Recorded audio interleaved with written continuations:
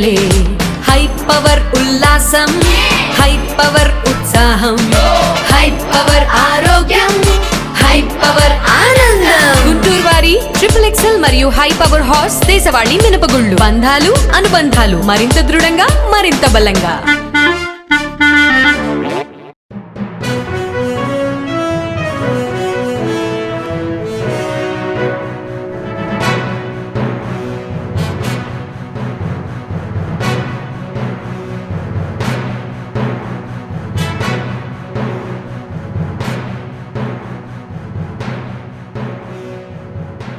నమస్కారం, welcome to NXT G news.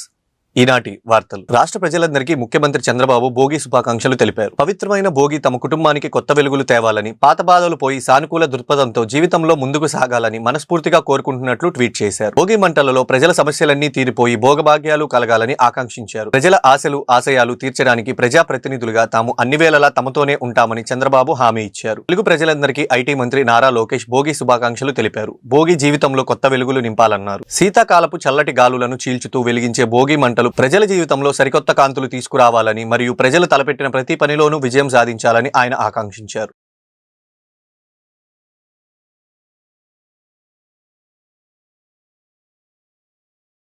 AP ముఖ్యమంత్రి చంద్రబాబు స్వగ్రామం నారావారిపల్లిలో సంక్రాంతి వేడుకలు ఘనంగా జరిగాయి. ఈ వేడుకల్లో నారా నందమూరి కుటుంబ సభ్యులు పాల్గొన్నారు. వేడుకల్లో భాగంగా మహిళలకు ముగ్గుల పోటీలు నిర్వహించారు. ఈ పోటీలలో 126 మంది మహిళలు పాల్గొన్నారు. మహిళలు వేసిన రంగవల్లులను చంద్రబాబు, భువనేశ్వరి, బ్రాహ్మిణి, బాలకృష్ణ భార్య వసుంధర తదితరులు పరిశీలించారు. ఈ సందర్భంగా నారా భువనేశ్వరి మాట్లాడుతూ అందరికీ భోగి సంక్రాంతి శుభాకాంక్షలు తెలిపారు. ముగ్గుల పోటీల్లో పాల్గొన్న ప్రతి మహిళలకు సంక్రాంతి కానుకగా 10,116 చొప్పున ఇస్తున్నట్లు ఆమె చెప్పారు. అందరికీ సుఖ సంతోషాలు కలగాలని ఆమె ఆకాంక్షించారు. మరోవైపు పిల్లలు నిర్వహించిన వివిధ పోటీలను కూడా చంద్రబాబు దంపతులు తిలకించారు.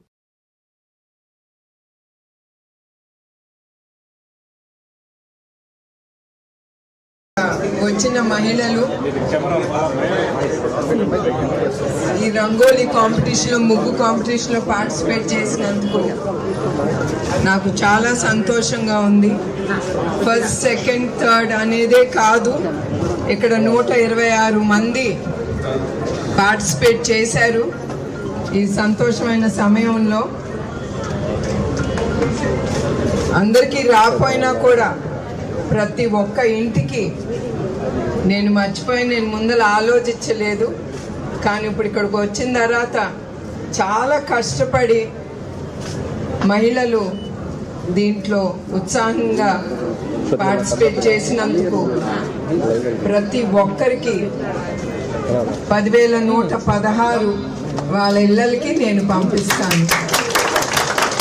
ఎందుకంటే డబ్బు విలువ కడుతున్నామని కాదు, వాళ్ళని చూసి నాకు చాలా సంతోషం కరిగి నేను అందుకే ఈ డెసిషన్ అనేది నేను తీసుకున్నాను. సో అందరికీ మరొక్కసారి, ఎస్పెషలీ మహిళా శక్తికి సంక్రాంతి శుభాకాంక్షలు. అందరూ సంతోషంగా సుఖంగా బ్రతకాలని నేను ఆ దేవుణ్ణి కోరుకుంటున్నాను. గుంటూరు నగరపాలక సంస్థ ఆధ్వర్యంలో ఎన్టీఆర్ మున్సిపల్ క్రీడా ప్రాంగణంలో సంక్రాంతి సంబరాలు ఘనంగా ప్రారంభమయ్యాయి. రంగవల్లుల పోటీలలో మహిళలు పాల్గొన్నారు. ఈ సందర్భంగా గుంటూరు పశ్చిమ ఎమ్మెల్యే గల్లా మాధవి, నగర కమిషనర్ పులి శ్రీనివాసులు మాట్లాడుతూ మునుపెన్నడూ లేని విధంగా తెలుగు సంస్కృతి సంప్రదాయాలను చాటేలా GMC ఆధ్వర్యంలో సంక్రాంతి సంబరాలు అంగరంగ వైభవంగా నిర్వహిస్తున్నామని అన్నారు. ఆదివారం రంగవల్లుల పోటీలు, మెహందీ కార్యక్రమంలో అత్యంత ఉత్సాహభరిత వాతావరణంలో జరిగాయన్నారు. రంగవల్ల పోటీలలో 72 మంది మహిళలు పాల్గొన్నారని, పాల్గొన్న ప్రతి ఒక్కరికి బహుమతులు అందించామని ఆమె అన్నారు. సోమవారం నుండి జరిగే సంక్రాంతి సంబరాలు అంబరాన్ని అంటుతాయని, సంబరాలకు హాజరయ్యే ప్రజలు తెలుగు సంప్రదాయ ప్రతిబింబించేలా చక్కని వస్త్రధారతలో రావాలని ఆమె కోరారు. ఈ కార్యక్రమంలో deputy commissioner D Srinivasarao, CH Srinivasarao, T Venkat Krishnaiah, planner Rambabu, నిర్వహణ కమిటీ సభ్యులు తదితరులు పాల్గొన్నారు.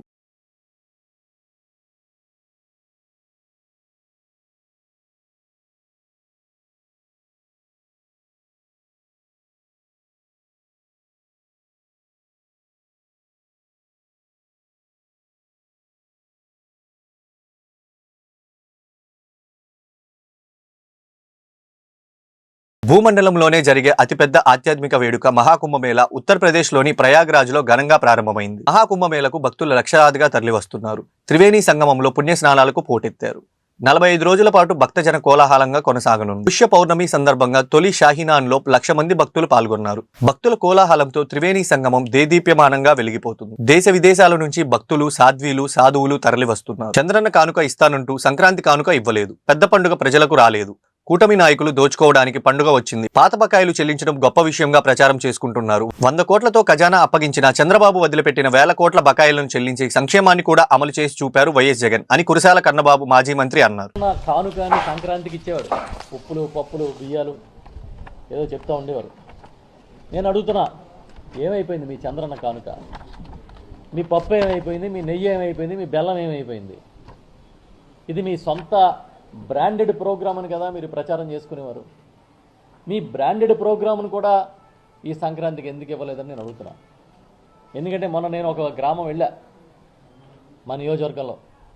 అక్కడ మహిళలు నన్ను కలిసినప్పుడు అడుగుతున్నారు, బాబు ఏదో చంద్రబాబు పప్పిస్తాడు, నెయ్యి ఇస్తాడు అనుకున్నాం, అది పోయింది అని. ఆయన సహజ నైజం అది. పెద్ద పండుగ ఎవరికి వచ్చిందా అంటే తెలుగుదేశం పార్టీలోని ఆ కూటమిలో ఉన్న నాయకులకే పెద్ద పండుగ వచ్చింది, కానీ ప్రజలకు రాలే. ఇవాళ పత్రికలో రాశారు, పాత బకాయిలు చెల్లిస్తున్నారంట 6,700 కోట్లు. అది అద్భుతం, అమోఘం అని బ్యానర్ స్టోరీలు రాశారు. జగన్మోహన్ రెడ్డి గారు కూడా చంద్రబాబు నాయుడు గారు పెట్టిన అప్పులన్నింటినీ, బకాయిలన్నింటినీ వేలాది కోట్లు తీర్చారు. మీకు తెలుసు, ఆ రోజు ఈనాడే రాసింది 100 కోట్లతో ఖజానా ఇస్తున్నాము జగన్ గారికి, ఆయన ఏం చేస్తాడు పథకాలని. 100 కోట్లతో చంద్రబాబు ఖజానా అప్పచెప్పినా చంద్రబాబు పెట్టిన బాకీలు తీర్చడంతో పాటు, ఆయన ఇచ్చిన బాకీలతో పాటు పథకాలను కూడా సమర్థంగా అమలు చేసిన చరిత్ర ఎవరిదంటే జగన్మోహన్ రెడ్డి గారు. మీరు పాత బాకీలు ఏదో 6,700 కోట్లు తీర్చి అది కూడా పండగలాగా చెప్తున్నారు.